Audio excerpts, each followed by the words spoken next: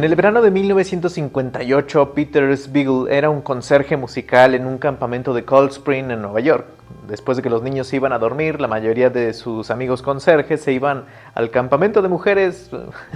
Ustedes saben a qué.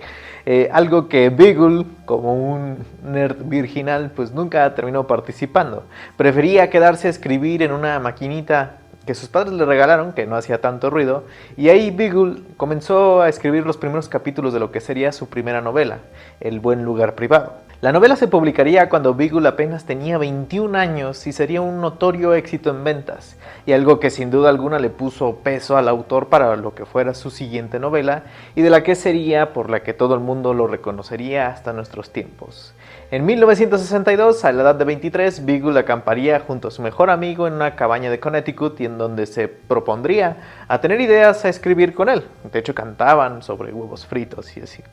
Es en esas tardes de ideas al aire que Beagle comenzó a escribir lo que sería uno de los primeros párrafos más notorios del mundo de la fantasía.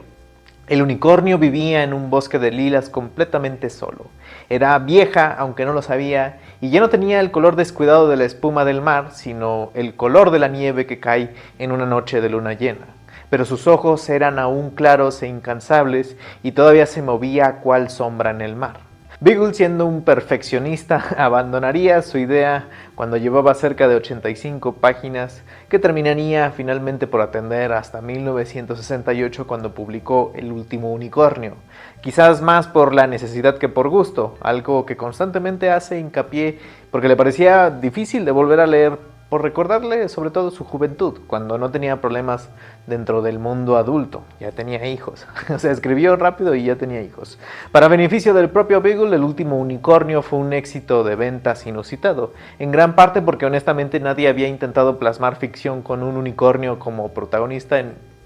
pues siempre no hay muchos antecedentes, y porque esta idea fantástica se prestaba a los movimientos sociales revolucionarios hippies, esta figuración de un personaje que no quería participar en conflictos bélicos y que se alejaba en su bosque, pues te quedaba claro como anillo al dedo a los hippies. El último unicornio le llamó la atención a Michael Chase Walker, él escribió varios episodios de He-Man y era productor, y le dijo que le compraba los derechos de la novela, quien se dedicó además entonces a lo largo de casi 10 años a buscar una casa productora para la adaptación del último unicornio, cosa bastante compleja porque la fantasía no era un género competente en taquilla. Durante los 70s, la década en donde Walker intentaba vender la idea del último unicornio, la madre de todas las fantasías que era El Señor de los Anillos, pues ya se había adaptado en parte de Ralph Bakshi en una producción naturalmente como las de Bakshi, problemática y fallida, y en donde da la casualidad de que Beagle fue uno de los co-guionistas por considerarse un fanático de Tolkien de corazón. Fue hasta los 80s que Walker pudo contactar a Beagle con una buena noticia. Finalmente alguien quería hacer El último unicornio. Y cuando le dijo a Beagle que quién era el valiente que la adaptaría, se quería matar, porque se trataba de una oferta de parte de Rankin Bass. Si fuiste un niño en los 80s y 90s, recuerdas muchos de los especiales en stop motion de Navidad,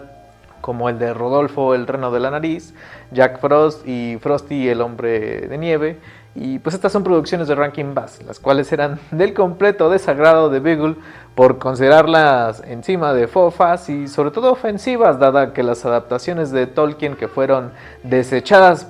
bajo las direcciones de Bakshi y quedaron en manos de estos dos quienes filmaron El Hobbit y El Retorno del Rey, y sobre todo esa última parece que nadie la quiere. Yo sí, sobre todo por la canción del látigo que cantan los orcos, que una vez que escuchas no se sale nunca de tu cabeza. Peter S. Beagle le reclamó a Chase de por qué de plano no se le ofreció a Hanna-Barbera si ya quería hacer algo tan horrendo, y este lo dejó callado asegurándole que Hanna-Barbera era el otro que ofertaba los derechos de la novela. Y entre Banking Brass y Hanna-Barbera pues hay un universo de diferencia muy notorio, y se conformó con el primero. Banking Brass, si algo podían ser, era que era bastante astuto el estudio. Mandaban a filmar a Japón porque de esta forma había un bache legal bastante claro respecto al costo de la animación comparativa en Estados Unidos y el país del Oriente, siendo pioneros de esta modalidad y que empresas como Disney y otras terminaron por aceptar.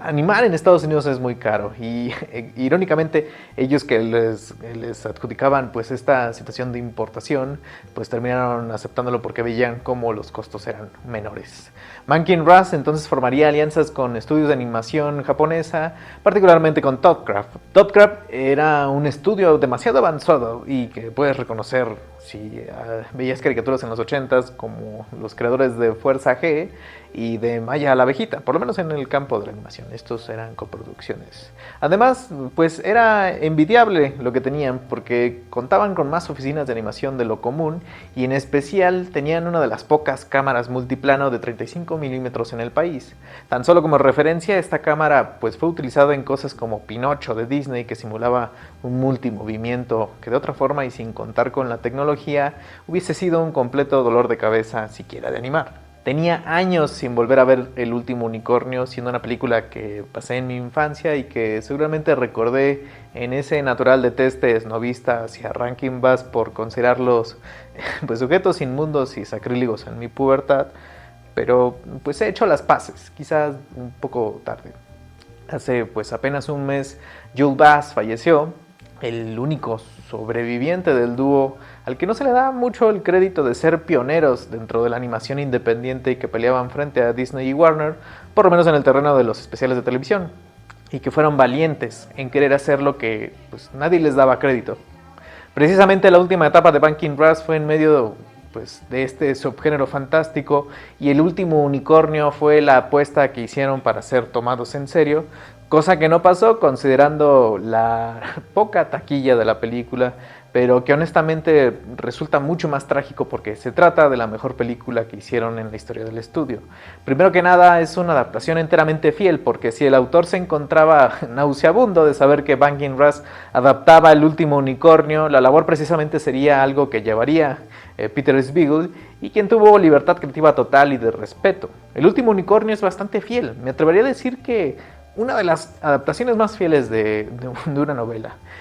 Sobre todo en esta cuestión del diseño de los personajes, que es tan clásico y tosco de Mankin Russ y Topcraft, y que por primera vez le hacen justicia a un personaje en el unicornio, porque es tan extraño en su contorno y cuello largo con pies pequeños y piernas delgadas, que es sacado de la idea original de Beagle. Al supervisar su historia, lo que termina por adaptar a la perfección es este tono temático del último unicornio, con una protagonista que se mueve en un entorno desconocido para ella y en donde comienza a percibir la necesidad del hombre de plantearse como eterno en este mundo,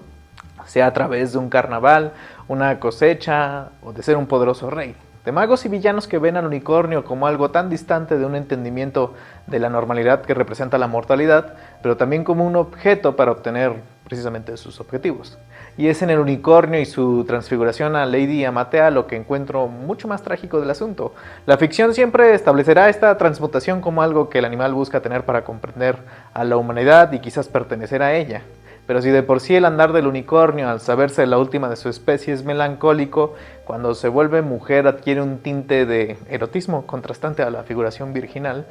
del animal, pero que nunca deja de verse triste,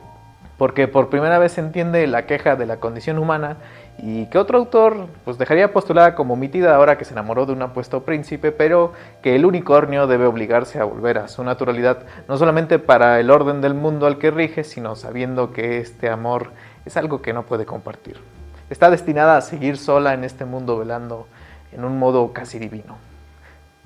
Y quizás sea feliz o no. Esto además es un deleite de ver, sobre todo porque los fondos son herencia directa de un expresionismo similar al de Eyvind Earle, quien hizo los fondos de una de mis películas favoritas de Disney, que es La Bella Durmiente. Paisajes que de inmediato tienes el deseo de pausar para admirar en su detalle ficticio precioso, sobre todo ahora que la película ya está en Blu-ray. Y las voces honestamente me parecen excelentes, encima de que todos eran fanáticos de la novela y la conocían de pies y cabeza, sobre todo de parte de Christopher Lee, quien era un completo fanático y que le pedía consejos a Beagle sobre su interpretación y hasta le dio voz al Rey Haggard en alemán. Precioso. Los demás poseen un naturalismo casi amateur. Mia Farrow como el unicornio se siente de un andar ligero y su canción sobre lo que ahora es ser una mujer que por mucho tiempo fue objeto de burla en internet, pues se siente bastante frágil. Alan Arkin como Schmendrick es un mago torpe en hechizos, pero de honestidad y defensa por parte de su amiga, y Jeff Bridges como el príncipe Lear se encuentra tan alejado a su tradicional voz con gallos de sus primeros años de fama, casi en un tono serio y tedioso que de verdad hace un contraste con la campaña del unicornio.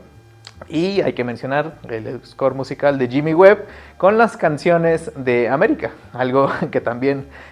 bueno, quizás tu mamá le gustaba mucho y que fueron parte de esta popularidad de la película, que pues se vendió en discos, pero que el para propio Peter Spiegel pues era algo que también odiaba, tomando en cuenta de que sus dos hijas estaban traumadas con Horse with No Name y que la ponían todos los días. Eso fue todo, no se olviden de checar la cartelera cultural en Zona Franca, aquí están mis redes sociales. El último unicornio es una película que por desgracia está muy olvidada, no creo que se encuentre en una plataforma, vi una copia en YouTube y con una calidad no tan buena, pero sí es una de estas películas de culto del año de la fantasía del 82, que es quizás el mejor año respecto a este tipo de películas, que obviamente pues no tuvieron oportunidad frente a E.T. y es una película que aparte es muy interesante de volver a visitar, porque sobre todo he estado leyendo como estas lecturas que se le da a la película y en donde parece que hay una atención por parte de la comunidad transexual o travesti que ve en este cambio del unicornio como algo con el que se sienten identificados. Es muy interesante leer cómo estas propuestas de lectura, que si bien la película no tenía en primera instancia, pues el cine a veces tiene esta particularidad de ser manipulable pues en el mensaje que trata de profesar. Y sigue siendo una película bastante entretenida, una película medio violenta, considerando lo que nos tenía acostumbrado Banking Ras, y una película que no quiero que se olvide. Nos vemos.